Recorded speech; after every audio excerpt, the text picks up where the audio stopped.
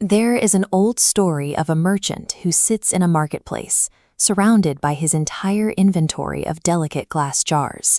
He is looking inward, so deeply immersed in a daydream that the real world has started to fade.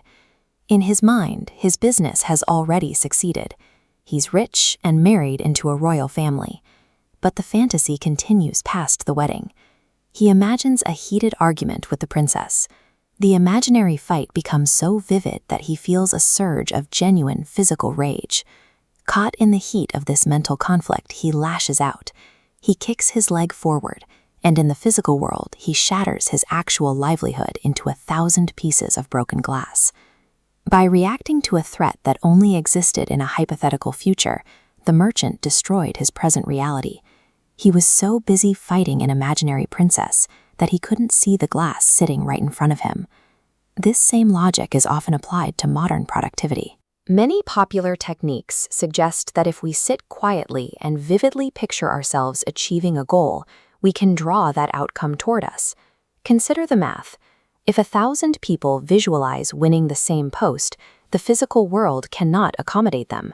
When we vividly picture an unreached finish line, the brain releases a reward for work that hasn't happened.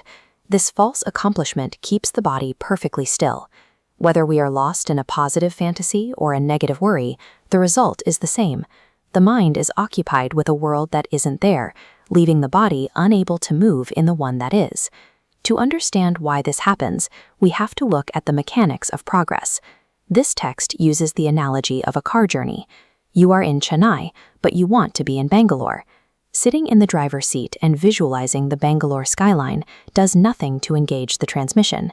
You are focused on the destination, but the vehicle is still in park. Imagination is only useful as the ignition. It provides the initial spark needed to choose a direction and start the engine. Once the car is moving, that spark has served its purpose. If you continue to fixate on the destination while the car is in motion, you lose sight of the road. You will inevitably crash into the traffic directly in front of your bumper. Visualization during the driving phase acts as a distraction. It blinds the driver to the immediate obstacles that must be navigated to actually arrive. This perspective changes how we think about meditation or yoga. We often treat these practices as a way to withdraw from the world or escape into a quiet mental space. However, the core philosophy here suggests that meditation is the total binding of the mind to the immediate action you are performing. Navigating heavy traffic or a complex road requires a level of attention that leaves no room for hypothetical thoughts.